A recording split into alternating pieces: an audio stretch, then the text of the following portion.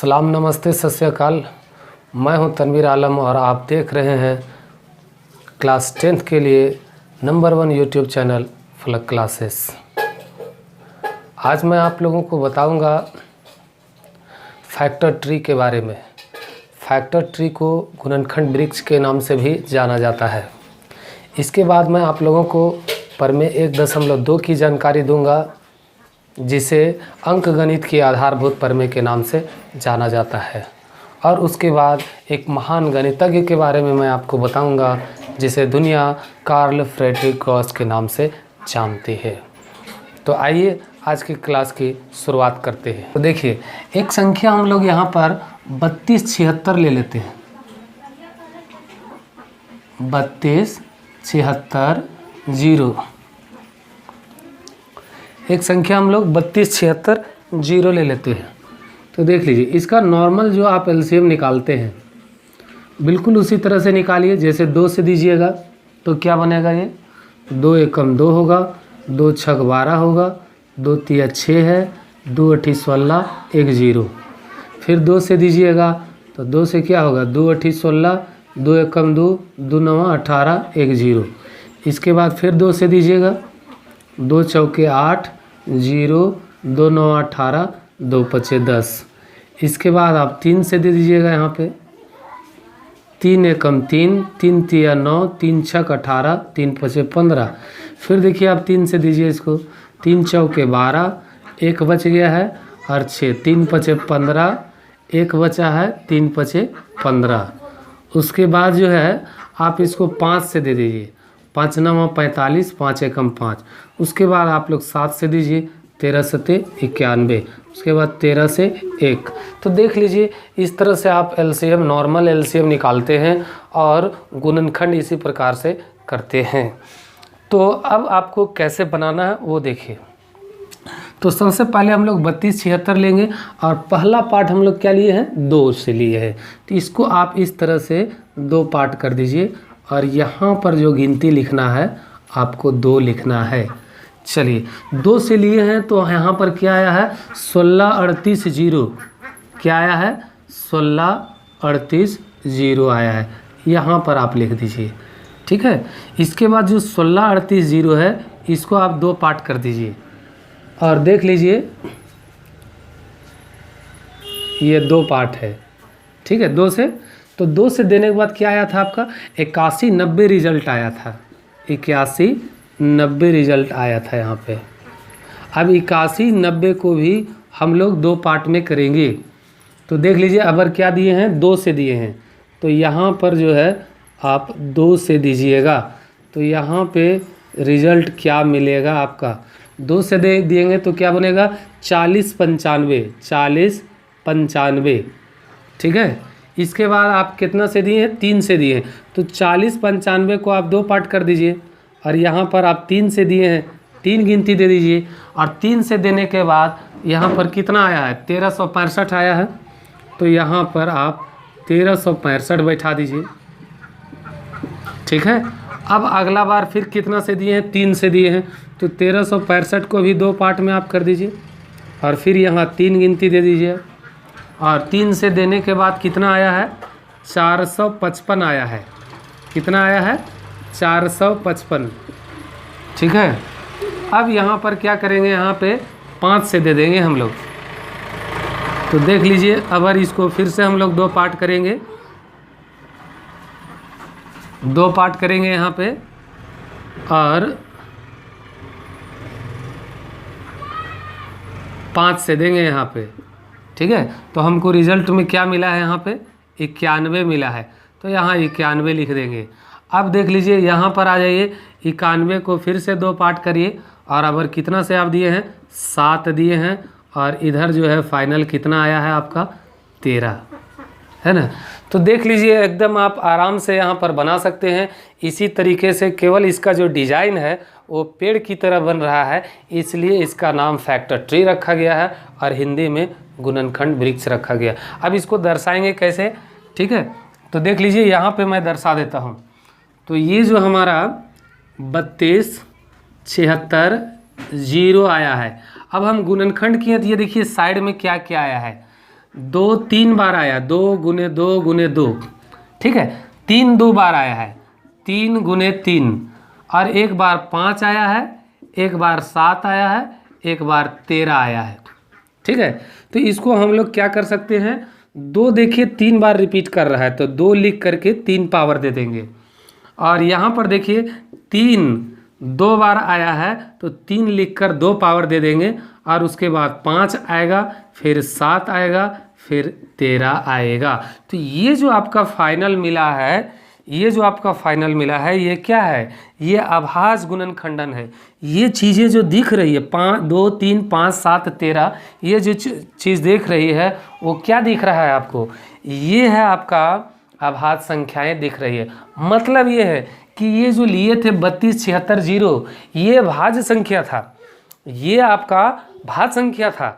लेकिन जब हम इसको तोड़े यानी इसका हम गुणनखंड किए तो रिजल्ट में हमको जो मिला है वो क्या मिला है, 2 3 5 7 13 आया है। तो ये 2 3 5 7 13 ये क्या है, अभाज्य संख्या है। यानी अगर हम कोई भी भाज्य संख्या लेंगे तो रिजल्ट में हमें अभाज्य संख्या प्राप्त होगा।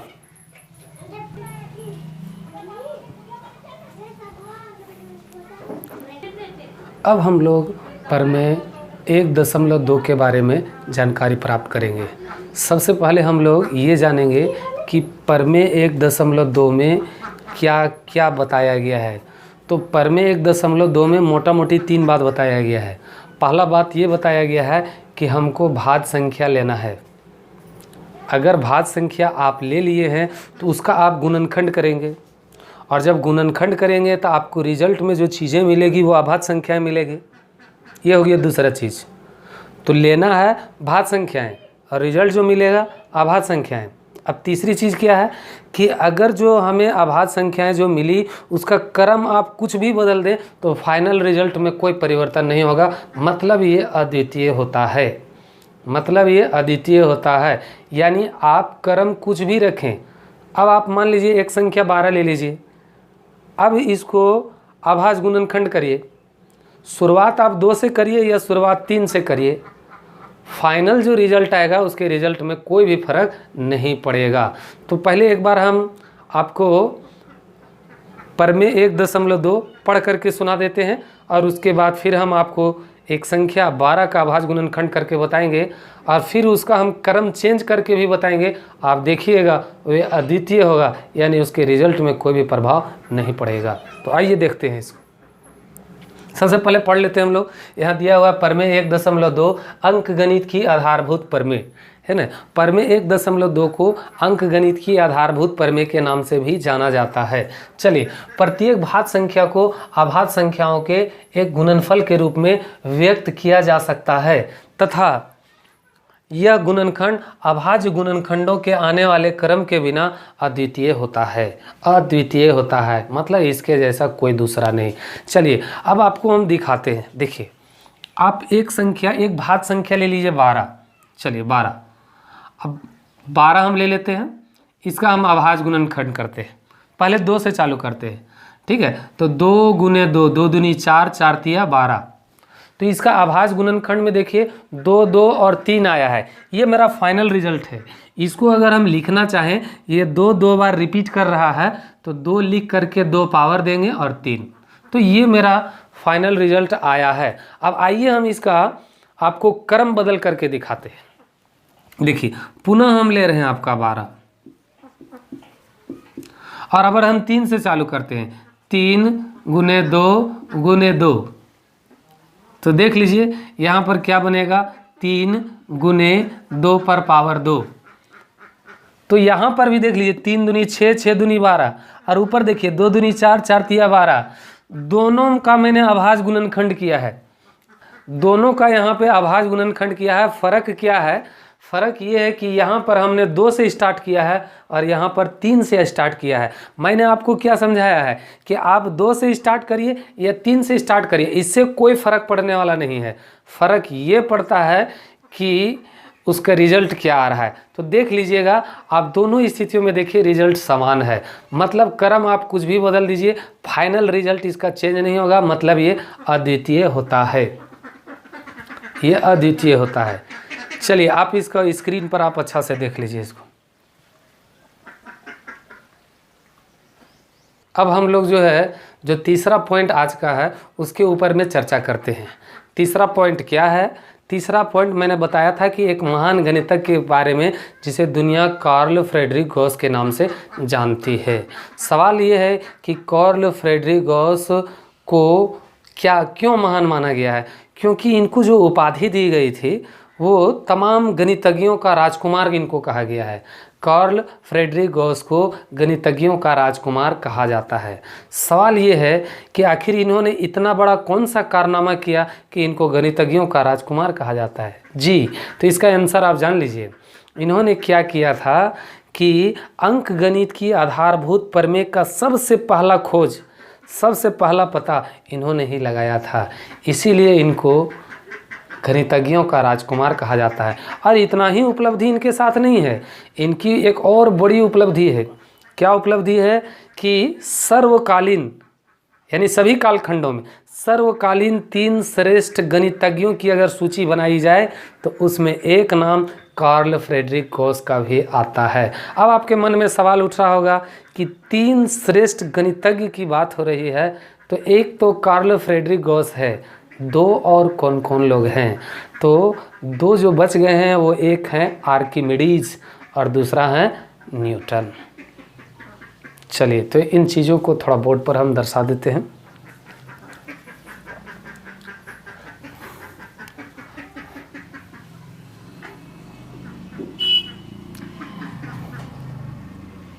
कार्ल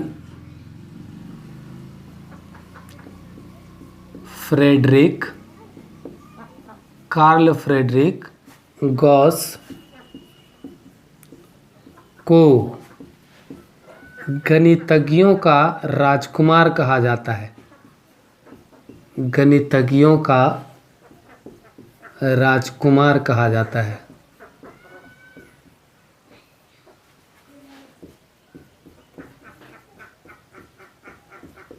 याद रखेंगे, गणितज्ञों का राजकुमार, ये पॉइंट को याद रखेंगे। इसके बाद जो है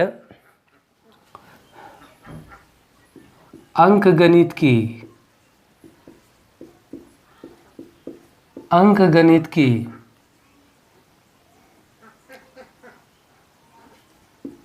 आधारभूत प्रमेय का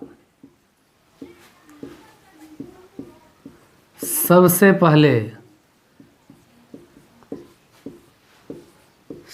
पहले खोज कार्ल फ्रेडरिक गॉस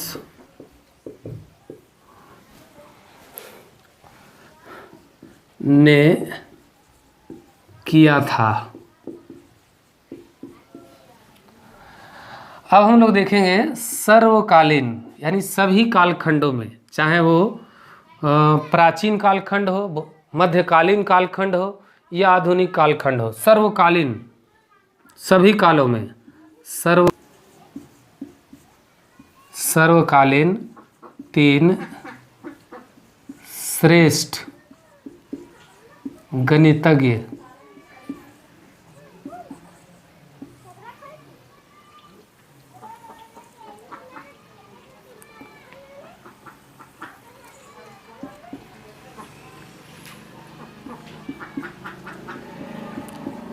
तो पहला जो नाम आता है कार्ल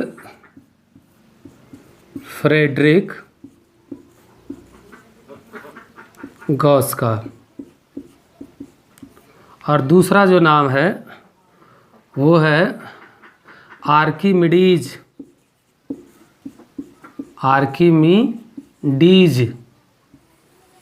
और तीसरा नाम जो है वो न्यूटन है। तीसरा नाम न्यूटन है। एक बार आप स्क्रीन को अच्छा से देख लीजिए स्क्रीन पे। तो उम्मीद करते हैं कि ये आपको समझ में आया होगा। यदि आपको मेरा क्लास अच्छा लग रहा है तो वीडियो को लाइक करें, चैनल को सब्सक्राइब करें और इन्फॉर्मेशन बेल के बटन को दबा दें, ताकि जब भी मैं सबसे पहले वीडियो अपलोड करूं तो सबसे पहले इसकी जानकारी आप तक पहुंचे। आपसे दोबारा मुलाकात होगी। जय हिंद।